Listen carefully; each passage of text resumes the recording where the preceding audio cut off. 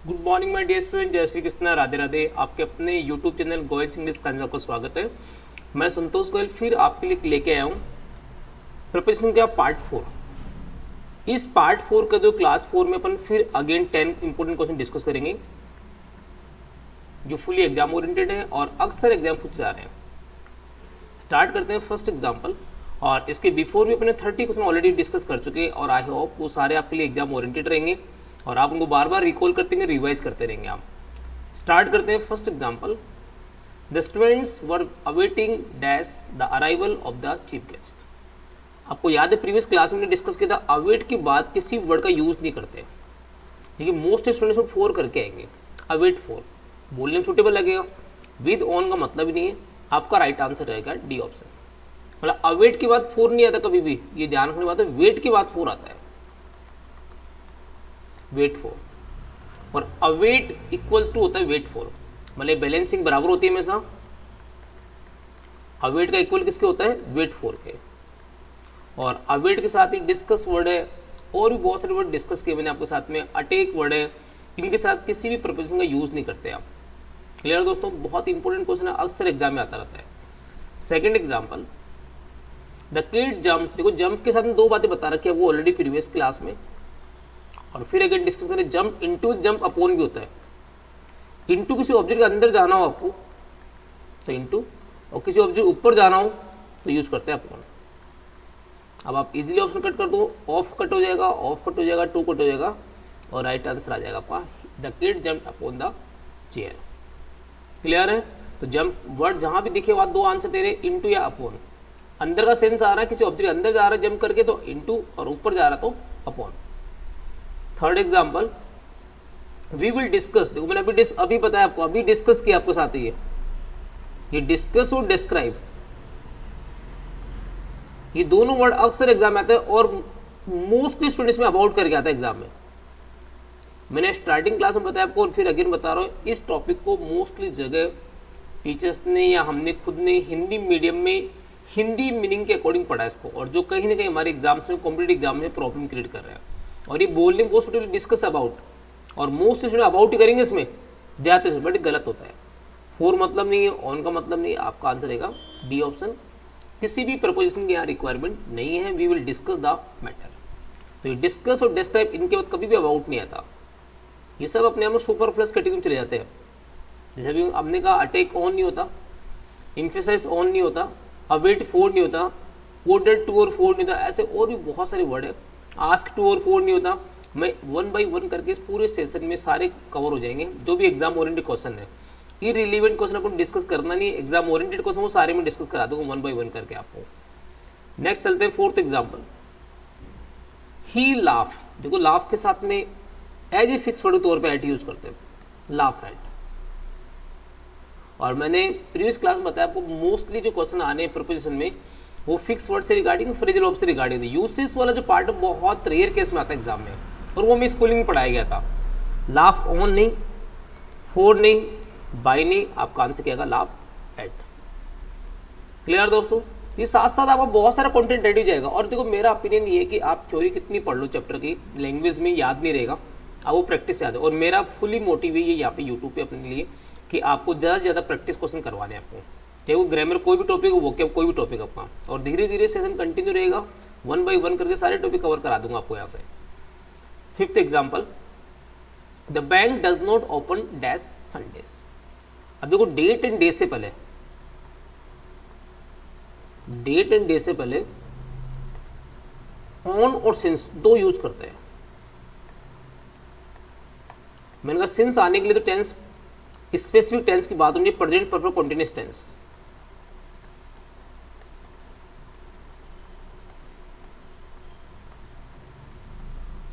तब आप since mark कर सकते हैं, अदरवाइज आपका आंसर आ जाएगा ऑन संडेज, और ये आपका बी ऑप्शन करेक्ट हो जाएगा।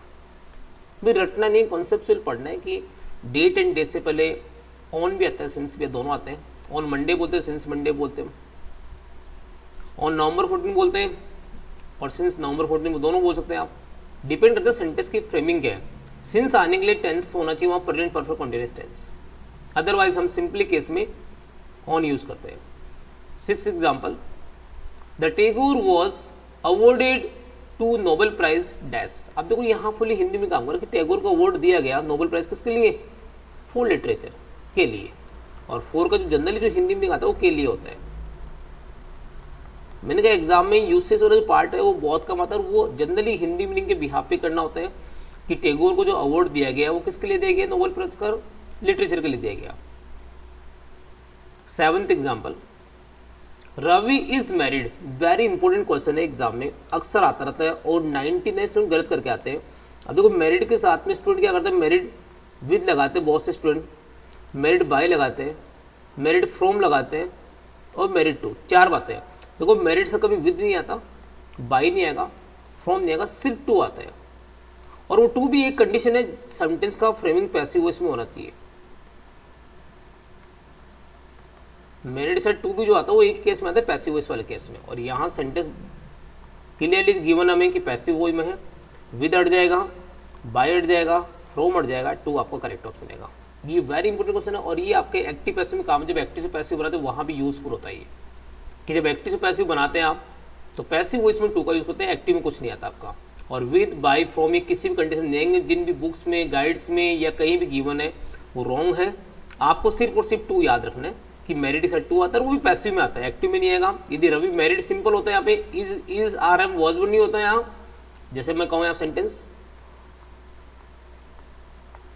Ravi married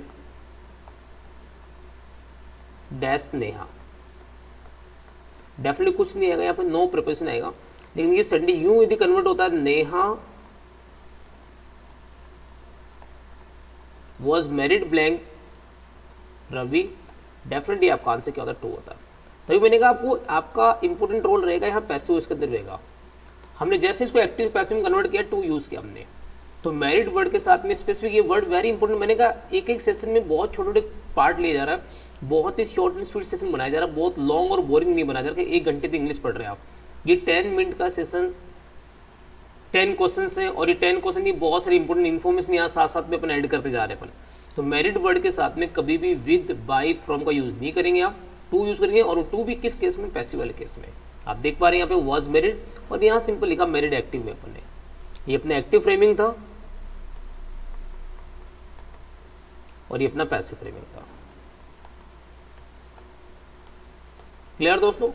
8 example, students should be asked to write only dash ink. ध्यान देना, राइट वर्ड के साथ 2 बातें, राइट के साथ में इन आता है जब सेंटेंस में इंक लिखा आता है, पेन लिखा आता है और पेन से लिखा आता है। राइट के साथ विद भी यूज करते हैं हम, ऐसा नहीं कि विद यूज नहीं करते, बस को लिए कंडीशन क्या होती है, आर्टिकल अ गिवन होना चाहिए, अ प्लस पेन पेंसिल। अब इसमें मोस्ट स्टूडेंट हिंदी में लगा write only from ink, by ink, मतलब नहीं इन और विद बचता आंसर, और विद मैंने कहा क्यों नहीं आ रहा, आर्टिकल नहीं आ रहा, डेफिनेटली आपका आंसर क्या होगा, इन आ जाएगा यहाँ। क्लियर है, दोनों कॉन्सेप्ट क्लियर हो गए। राइट इन कब आता है, विद कब आता है। विद आने के लिए आर्टिकल अ चाहिए, और इन आने के लिए ink pen pencil directly given होगा एग्जाम्पल में आपको। क्लियर है। फ्रॉम, बाय, टू, ये हिंदी मीनिंग नहीं लगाना, लॉजिक नहीं लगाना, हिंदी मीनिंग अननेसेसरी। जो सी रिक्वायरमेंट है, जो याद करने का फंड है, वो आपको याद ही करना, और याद नहीं करना पड़ेगा, प्रैक्टिस से बार बार जब रिवाइज करेंगे, वीडियो देखेंगे आप 2-3 बार, वैसे रिकॉल हो जाएगा आपका। 9th example, he has been ill dash Thursday last. अब देखो यहाँ टाइम गिवन है, और टाइम से टेंस देखो परफेक्ट टेंस आ रहा है, डेफिनेटली आपका आंसर क्या होगा, सिंस। और सिंस यहाँ पे काम कर रहा है as a point of time का,